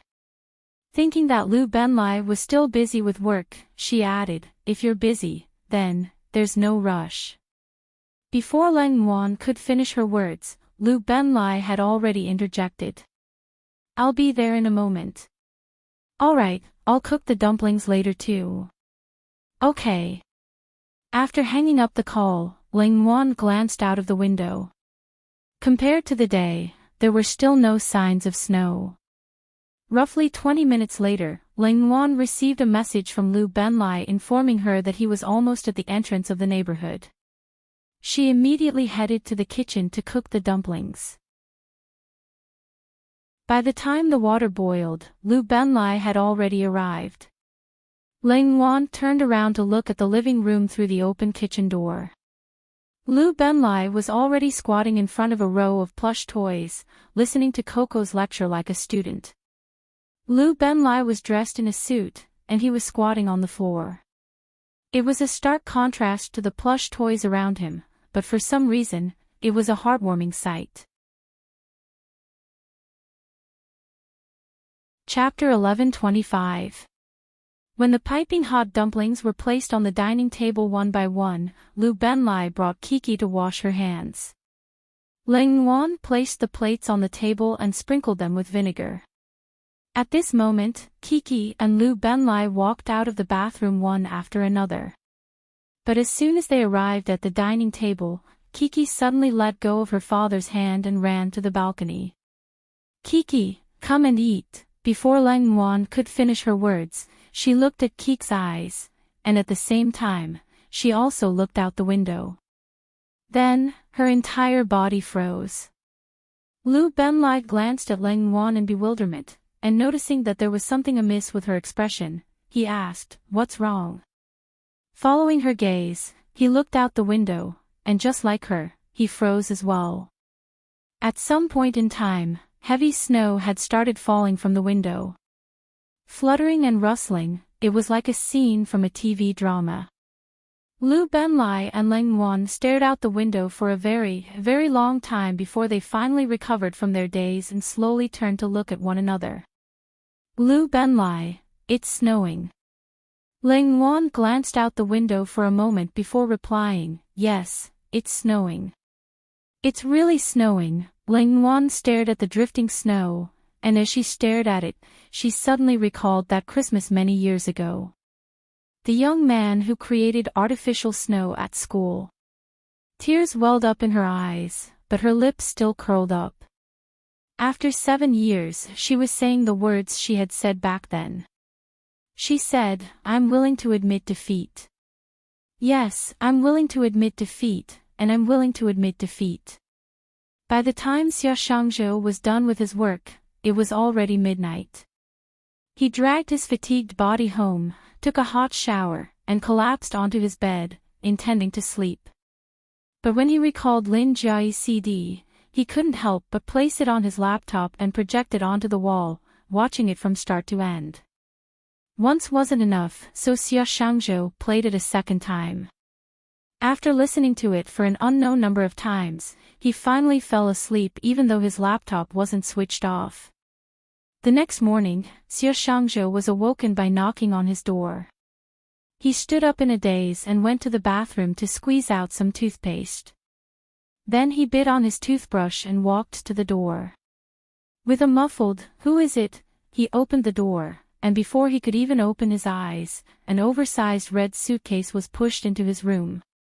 Following which, Lin Jiayi's voice sounded from outside the door, "What time is it already? Why are you still sleeping? Hurry up and go out." Xia Shangzhou blinked in disbelief. He bit his toothbrush and stared blankly for a long time before he looked at the person standing at the door. "It's really her, she's really back." A look of ecstasy flashed across his eyes. Just as he was about to speak, she said, "Navigator, didn't I tell you before that I would give you an explanation when I return?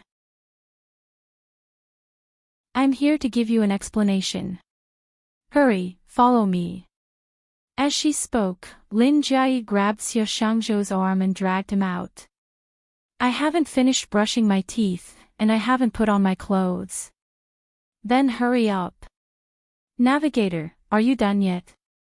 I'm awake." "Don't shave anymore. This is it. This dress looks pretty good too, so I'll wear it. Forget about the shoes, I'll take this pair." After Xia Shangzhou was dragged into the elevator by Lin Jiayi, Xia Shangzhou finally realized what was going on and asked, "Where are we going?" "The Civil Affairs Bureau." "My treat." "Civil Affairs Bureau? What's that for?" "What do you think?" "It's either a divorce certificate or a marriage certificate. Which one do you think you can get?" "Wait for me then. I have to go back to shave and change my clothes. I can't be photographed like this, it's too ugly." "So what if you're ugly?" "It's fine as long as I'm beautiful. In any case, you're just a foil. Let's go." Soon after Christmas, it was New Year's Day. On New Year's Day, Xie Shangzhou accompanied Lin Jie to go shopping, Lu Benlai and Ling Nguan brought Kiki to Hainan, He Tian went to the Maldives to make up for their honeymoon, and Liang Juxi stayed by Jiang Yu's side to take care of his wife. Only Lin Jie was chased out of the house on the first day of the new year. P.S. 1. That's the end of the side story. There's still a little drama about Shuyao and Lin Jie. I'll update it tomorrow for everyone to watch. Actually, it's fine if you don't watch it. 2. The side story doesn't write about marriage and childbirth, so everyone can fill in the blanks on their own. If I were to continue writing, it would become the main body story, and the main character would be overshadowed by the main character. So, don't say that I was sloppy. I really wasn't sloppy at all. I still wrote more than 100,000 words for the side story. 3. Thank you for your company all this while. I'm going on vacation now. On the 12th of January, which is the 12th of next month, I'll see you all for the new book. If you still remember me and are willing to support me, let's continue having fun on that day. 4. It's the last month.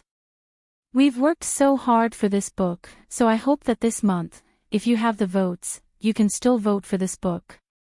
The votes for this month are really important, but I can't keep writing until the end of the month. I can only hope that if you remember, please vote for it if you have the votes. But it doesn't matter if you don't remember. Let's just leave it to fate. 5. Let's cut to the chase. Let's do another activity for this chapter. It's still 5 babies, MAC lipstick plus 88 renminbi cash packet, and the winning condition is to vote. The last sentence is especially important. Tomorrow, I'll be announcing the list of winners. When the time comes, all of you must remember to come take a look and claim your prize. Chapter 11:26. Don't blame me for posting a single chapter. I'm done. I can only inform everyone that this chapter is free. Chapter 11:27. After Christmas, it didn't take long for New Year's Day to arrive. On New Year's Day, Xie Shangzhou went shopping with Lin Jie, Lu Benlai and Ling Nguan brought Coco to Hainan, Wang Nian and He Tian went to the Maldives for their honeymoon, and Liang Juxi stayed by Jiang Yu's side to take care of his wife. Only Lin Jie was chased out of the house on the first day of the new year. The reason was like this: Grandpa Lin missed little Tian, so on the first day of New Year's Day, he had Auntie's son bring little Tian to the old residence, leaving only Lin Jie and Shuyao in the house. Lin Jie couldn't wait for little Tian to be away from the house for 365 days of the year. Thus, he was in a great mood on the first day of the new year. After a satisfying night, he woke up early the next morning and dragged Shuyao to bed for a while longer. Then, as he ordered takeout for Shuyao, he began thinking about how he should spend the day with Shuyao. But it turned out that his plans couldn't keep up with the changes. Around noon, Lin Jie received an urgent call from work, and a long video conference began. Lin Jie was usually busy, but with little Tian around, Shuyao didn't find herself too free.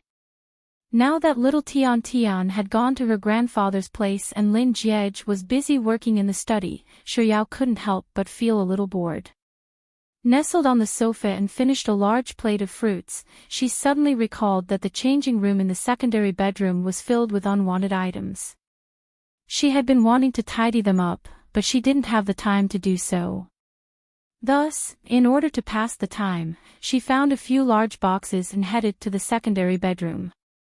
She planned to sort out those items, throw away those that needed to be thrown away, and donate those that needed to be donated. Most of the items were clothes, which Shuyao placed into the donation boxes.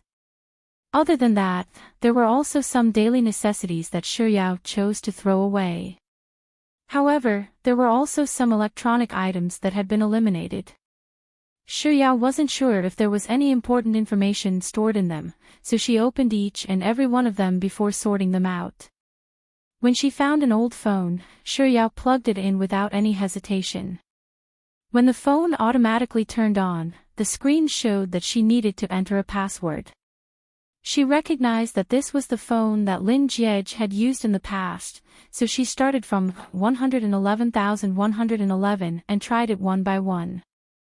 At 555,555, she successfully unlocked the phone screen and entered the homepage. She opened the album first and found a lot of photos inside. 2 of them were of her. One was of her in the hospital room, holding a big apple and munching on it. The other was of her sleeping. In the photo, she looked very young, and her eyes were brimming with youth. Looking at herself back then, Shuyao couldn't help but lament, but more than that, she was delighted. So, Lin Jiej had been secretly paying attention to her all this while. With this thought in mind, Shuyao began flipping through the photos at the back. There was a picture in the game. There were 2 boxes in the picture. One was his, and the other was hers. She stared at the picture for a long time before she finally remembered that it was a picture of her playing a game. After she landed and was killed, he drove his car and chased after the team.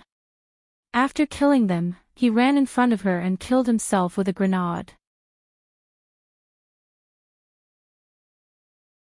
Chapter 11:28. Recalling the past once more, Shuyao's eyes softened significantly. She continued scrolling through the photos, and she soon saw a picture of a woman. Why would there be a picture of a woman in Lin Jiej's phone?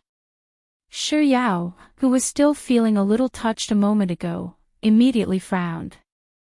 But soon, she realized that there was something wrong with the picture. Why did the person in the picture look so familiar? He looked a little like Sis Jai, but his chest was too small. Rather than saying that he looked like Sis Jai, he looked more like her husband. Perplexed, Shuyao reached out to cover the long hair and skirt in the picture. She stared at the remaining face for a moment before bursting into laughter. That really was her husband. Who would have thought that Lin Jiej would have such a hobby? To think that he would actually like to cross-dress. She was going to save this picture later on and use it to threaten Lin Jiej. With such thoughts in mind, Shuyao scrolled through the screen to see if there were any more pictures of Lin Jiej in cross-dress. But when she saw the next picture, the frown on Shuyao's face deepened. This picture was identical to the one her husband had taken earlier. It was just that it had been photoshopped to make it look more like a woman. No, it looked more like a woman, but other than the resemblance between this picture and her husband's cross-dress, there was something else about this picture that was extremely familiar. It was as if she had seen it somewhere before. Shuyao tilted her head and racked her brains for a long time before she finally realized who it was. It was the little cutie that she had been thinking about during the desolate years. Why would the little cutie's picture be identical to Lin Jiej's cross-dress picture? As this thought flashed across Shuyao's mind, she quickly tapped into WeChat. On the login page, she saw a photoshopped picture of Lin Jiej in cross-dress. Beneath it was a string of numbers. Shuyao guessed that it was probably his QQ number. So, she took out her phone and typed in his QQ account. The avatar she saw was identical to his WeChat avatar, and his nickname was Little Cutie from the Desolate Years. So, Little Cutie from the Desolate Years was Lin Jiej. That coquettish and whiny little cutie in the game was actually her husband, Lin Jiej. The person who frequently tricked her into dying in the game, seduced Desolate Years, and even tricked him into standing up, causing her to wait for hours at the hotpot restaurant was her husband, Lin Jiej. The little cutie whom Desolate Years would constantly mention over every meal before he realized that he had fallen in love with Tian was actually her husband, Lin Jiej. P.S. The winners are in the first 2 chapters. Chapter 11:29. After ending the video conference, Lin Jie walked out of the study and saw a neatly dressed Shi Yao sitting on the sofa. Yao Yao. You're going out. That's right. Shi Yao spat out the yogurt straw in her mouth and nodded to Lin Jie. With a smile, she said, hurry up and change your clothes. Let's go out for a walk. Sure. Lin Jie nodded without any objections and headed into the bedroom. Soon, he changed into a casual outfit and walked out of the bedroom. Seeing that he was done, Shi Yao stood up and grabbed her bag. While she was changing her shoes at the entrance, she saw that Lin Jie was packing his wallet. After a moment of thought, she asked, "You're going to put your wallet in my bag?" Most of the time, Lin Jie would be the one to carry her bag, so there were many occasions where he would stuff his wallet into her bag. As such, Lin Jie didn't think that there was anything wrong with Shi Yao's words. He replied with a "sure" before placing his wallet into Shi Yao's bag. After which, he turned to Shi Yao and said, "Leave your bag over there for now. I'll carry it. Put on your shoes first, we'll talk later." After Lin Jie was done putting on his shoes, the two of them walked out of the house one after another. As soon as the door closed, Shi Yao immediately halted her footsteps and turned around to look at Lin Jie. "Is there anything you want to say to me?" Hearing those words, Lin Jie's expression immediately tensed up. "I don't think I've done anything wrong recently." Lin Jie thought about it seriously for a moment before turning to Shi Yao and asking, "Yao Yao, are you still angry at me for standing you up because I promised to have dinner with you last Wednesday?" Shi Yao didn't say a word. Lin Jie continued, "Didn't you punish me that day too? As soon as I returned home, you brought me 10 bowls of pigeon soup and asked me if the pigeons in the soup resembled the one I stood you up with. You even told me to drink all of it, saying that you'd forgive me if I drank it, but I drank all of it. Yao Yao, you told the little light bulb that a person has to honor their words. You can't." Before Lin Jie could finish his words, Shi Yao interjected, "I'm not talking about the recent events. I'm talking about the past events." "The past events? Could it be the new assistant hired last year?" "Well, it was really an accident. She purposely put the lipstick in my pocket. I already proved my innocence. Besides, that assistant was fired a long time ago. It's even worse than that." Lin Jie pondered for a moment before asking, "Could it be that I ate your last bag of potato chips 4 years ago? Or, is it that time when I accidentally spilled your Coke? Or the time I left a big bag of snacks in the restaurant?" "Neither. None of them." "Then I really don't have anything else to say." "Are you sure?" "I am sure." "I am not so sure." "Yao Yao, you better give me a hint." "All right then." Shi Yao took out her phone and sent a WeChat message to Lin Jie. "P.S. It's still a free chapter. I'll let your author have fun for 2 days, and then I'll let everyone finish the small theater in one go. I'm so tired, I suddenly don't want to write anymore. I just want to sleep. Sob sob sob. Also, a friendly reminder, if you have a vote, please vote the last sprint month. Chapter 11:30. Accompanied by the ding-dong sound, Lin Jie subconsciously took out his phone, but instead of tapping on the screen, he looked at Shi Yao with a perplexed expression. Shi Yao didn't say a word. Instead, she lifted her chin slightly, gesturing for Lin Jie to look at his phone. Lin Jie had a vague feeling that something big was about to happen. He waited anxiously for a moment before he swiped the screen, unlocked his phone, and entered WeChat. When he saw the photoshopped picture of a female, he frowned slightly before his heart skipped a beat. Feigning ignorance, he turned to Shi Yao and asked, "Yao Yao, what do you mean by sending me this picture?" Shi Yao didn't say a word. She simply watched Lin Jie put on an act. Lin Jie couldn't help but feel uneasy. He had a feeling that Xiao knew something, but after giving it some thought, he realized that it wasn't very likely. So, he decided to continue feigning ignorance and asked, Yao, who is this woman? Does she know me? Or did she look for you? But I don't know her. If she really says anything to you, you mustn't believe her. You should know that the two of us are a family. Indeed, the two of us are a family, but you and her. At this point, Xiao paused for a moment before changing to a half-joking tone. Why do I feel like you're the same person? Lin Jiej nearly dropped his phone in shock, but he quickly calmed himself down and said, Yao, you sure know how to joke. But this joke of yours isn't funny at all. In fact, it's a little scary. Is that so? Scary? I don't think so at all. Instead, I feel like my joke is more like the truth. As she spoke, Xiao leaned into Lin Jiej and asked mysteriously, You can't possibly have dressed up as a female behind my back, right? And no. I really didn't. After Lin Jiej denied it thrice, the phone in his hand suddenly rang once more. He lowered his head to take a look, and it was another message from Xiao. It was another picture. It was identical to the previous one, just that it was a little photoshopped. And this unphotoshopped picture was more than enough for anyone to recognize him with a single look. How did this picture end up in Yao's hands? No wonder he felt that something big was about to happen. No, it was really something big. Amidst Lin Jiej's shock, Xiao spoke up once more. So, the little cutie that he missed so much during the desolate years is you? And you were the one who stood me up during desolate year?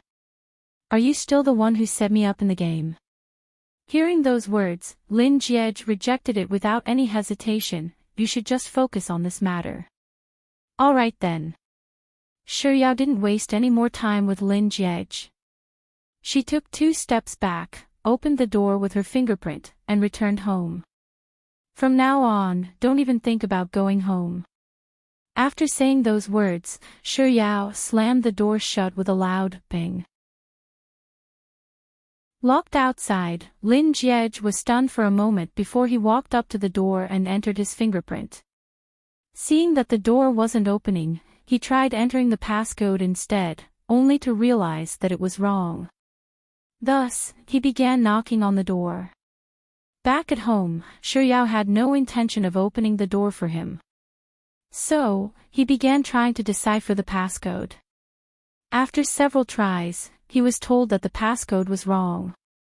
With a ding-dong, he received a voice message from Xiao, Don't waste your effort. I've already changed the passcode while you were in the meeting. Other than my fingerprint, no one will be able to open this door.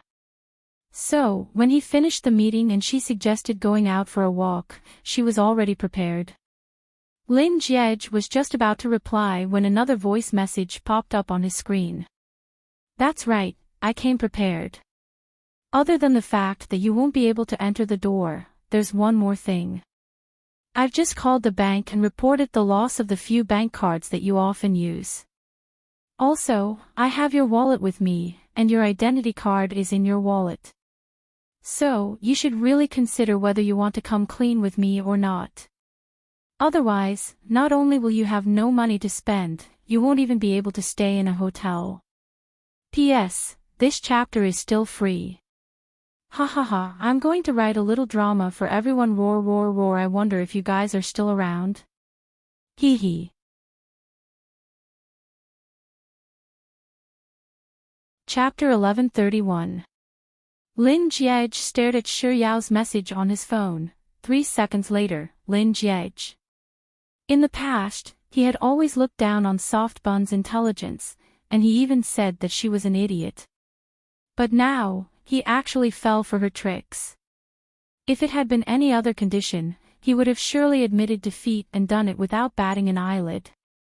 But this time, she wanted him to confess to all the things he had done to her in the past. Just the matter of the little cutie from the desolate era was enough for her to chase him out of the house.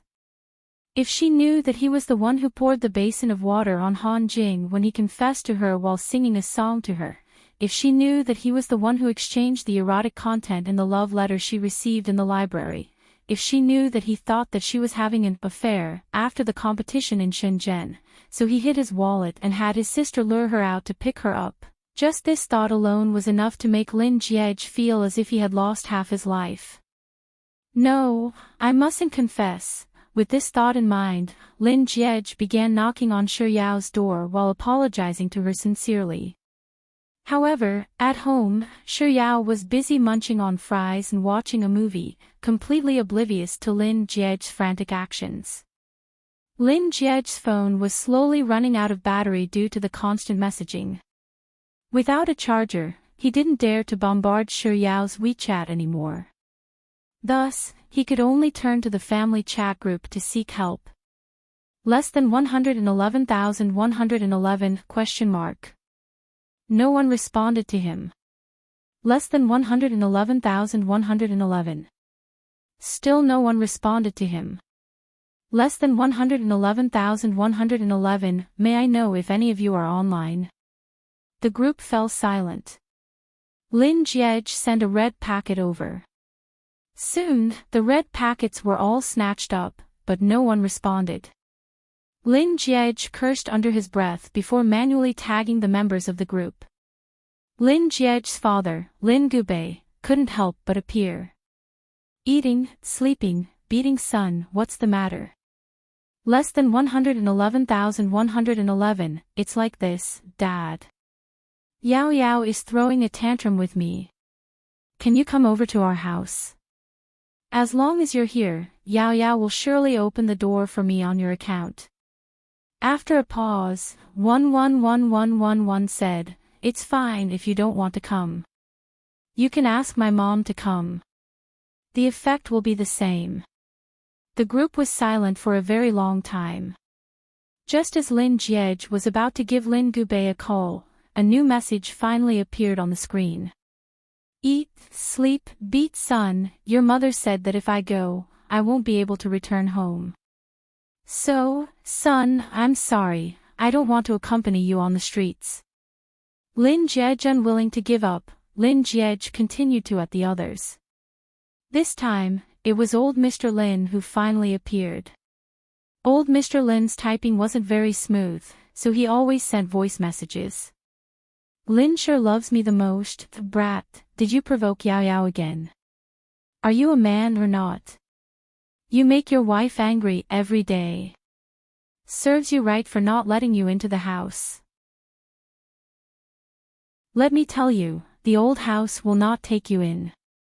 Whoever takes you in will have a problem with me. Lin Jiej's aunt, Lin Gunan, immediately responded to Grandpa Lin's message. No more diet, got it, Dad. Lin Jiej's uncle followed closely behind. I love fat beauty, I got it too, Dad. Lin Jiai was the last to appear, but instead of sending a message, she added Xie Shangzhou into the group.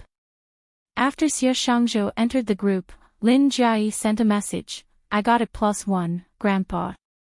3 seconds later, Xie Shangzhou slowly sent a message as well.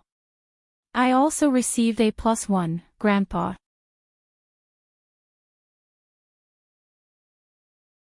Chapter 1132. What the heck? Are you for real?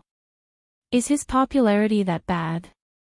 Forget it, whether they want to help me or not, I'll just look for someone else. Lin Jiej was just about to back out of his phone when he saw another voice message from his grandfather. Lin sure loves me the most, go and coax Yao Yao. Don't make her stoop to that bastard's level. Eat, sleep, beat up son, got it, Daddy. I will never lose weight, got it, Daddy. I love fat beauty, got it, Daddy. Lin Jai, got it, Grandpa. Similarly, 3 seconds later, Xie Shangzhou slowly sent another message, got it, Grandpa +1. Lin Jiej couldn't look at the messages in the group anymore, so he quickly backed out of the chat group and looked for his friends to treat his wounds. It's definitely over for old Xia. He's clearly betrayed me. With this thought in mind, Lin Jiej gave Lu Benlai a call. A long while later, Lu Benlai finally picked up the call. What's wrong? Boss? Where are you? Do you want a drink? No, I'm accompanying my wife and child. I'm accompanying my wife and child. Why does this sentence sound so familiar? Also, why does this tone sound so boastful? Lin Jiej racked his brains for a moment before he suddenly remembered. Wasn't this his catchphrase? Back then, when Lin Yuan left Lu Benlai, the depressed Lu Benlai would often call him out for a drink. That was how Lin Jiej would respond to him. Daddy, Daddy, do you not love Kiki anymore? Why aren't you accompanying Kiki? While Lin Jiej was in a daze, the tender voice of a young girl sounded from the other end of the phone. Following which, Lu Benlai replied, Daddy's here. Then, as if Lin Jiej wasn't there, he hung up the call. He had always been the one to hang up on Lu Benlai, but this time, he was the one to hang up on him. Lin Jiej harumphed coldly before calling Liang Jusi instead. When Liang Jusi picked up the call and heard the reason for his call, he immediately replied without any hesitation, That won't do, brother Jia. I can't go out with you. Yaya has just given birth, and she's still in her confinement period. How can I leave her alone? I have to accompany my wife. My wife is the most important person in the world. Alright, boss, that's all for now. The baby is crying again, so I'll have to go change the baby's diaper. Before Lin Jiej could say another word, the call had already been hung up. As he listened to the busy tone, he recalled what Liang Jusi had just said. Weren't those the same words he had said in the past?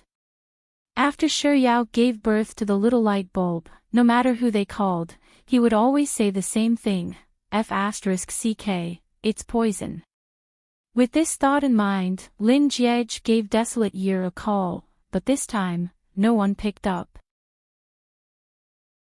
Then, he suddenly recalled that Desolate Year and Tian had gone on their honeymoon, and before they left, they had told him that their phones had been switched off for the time being, so he wouldn't be able to contact them.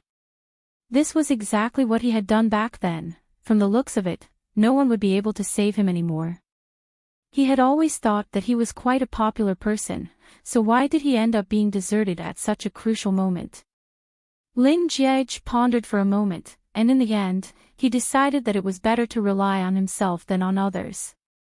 Thus, he knocked on the door once more while earnestly apologizing to his family.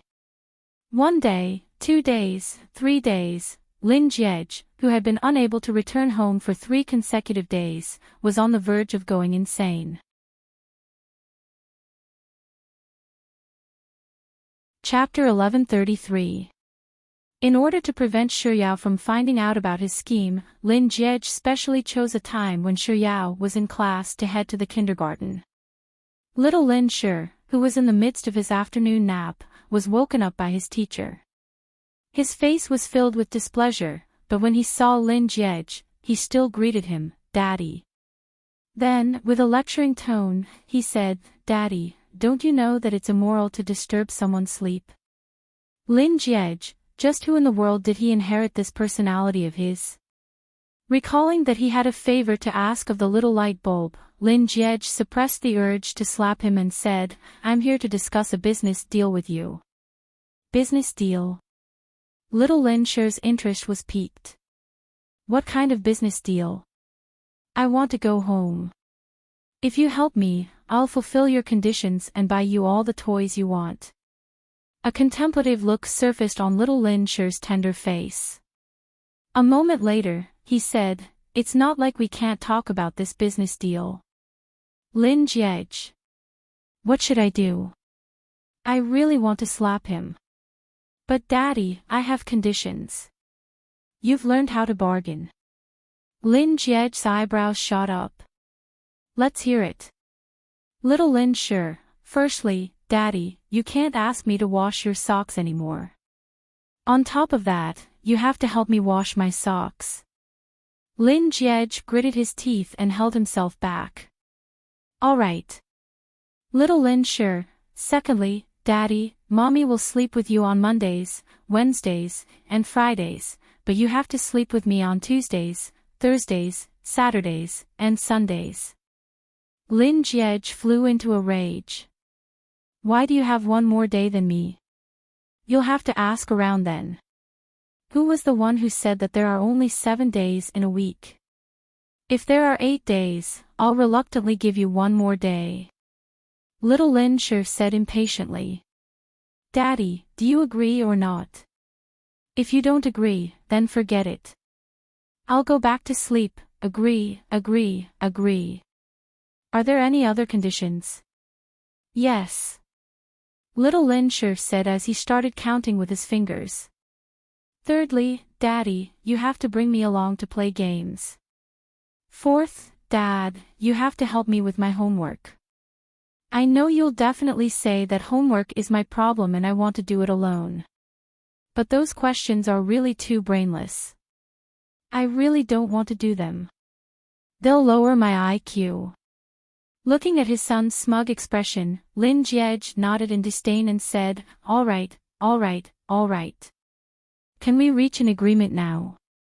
Sure, but you need to take a pen and paper and write down what I just said and sign it. He still needed to sign a contract. Lin Jiej couldn't help but feel a little annoyed at his son for being so troublesome, but his hands swiftly whipped out a pen and paper, and he began writing down everything that his little snack had just said. Little Lin sure took the paper from Lin Jiej's hands and looked through it carefully. He caught 2 wrong words and forcefully forced Lin Jiej to correct them. After which, he picked up the pen and wrote down his name. After which, he hooked his finger with Lin Jiej and said in a grown-up manner, Daddy, I hope that we'll have a pleasant cooperation in the future. And so, on the night that little Lin Shi received the robot, he lured Shiyao to the dining room and secretly said to Lin Jiej, Daddy, Mommy will accompany you to eat. On the night that little Lin Shi received Ultraman, he lured Shiyao to the swimming pool and secretly said to Lin Jiej, Daddy, Mommy will accompany you to swim. On the night that little Lin Shi received Little Train, he lured Shiyao to the hotel suite and gave Lin Jiej a bunch of condoms. Then, he secretly whispered into Lin Jiej's ear, Daddy, Mommy will sleep with you. Do you think that the story is that simple? No, no, no, there was something wrong with the condoms that little Lin Shi gave Lin Jiej. Grandpa Lin told little Lin Shi that he came to this world because of him. Out of curiosity, little Snack asked Grandpa Lin why he came to this world because of him, and in a moment of glee, Grandpa Lin told him the truth. Even though little Snack didn't know why he came to this world after poking a needle in the colorful bag, he remembered it, so, he, who had always wanted a younger sister, didn't forget to poke a needle in each of those condoms when he stole them from the bedside cabinet at home. You're tuning into the LoveLore Library YouTube channel. We're so grateful for your support and don't forget to subscribe to join us on this incredible journey through captivating stories. Your generosity through donations truly makes a world of difference, as it's the primary source of revenue that allows me to expand and enhance this channel for you. Thank you from the bottom of my heart for being a part of this adventure.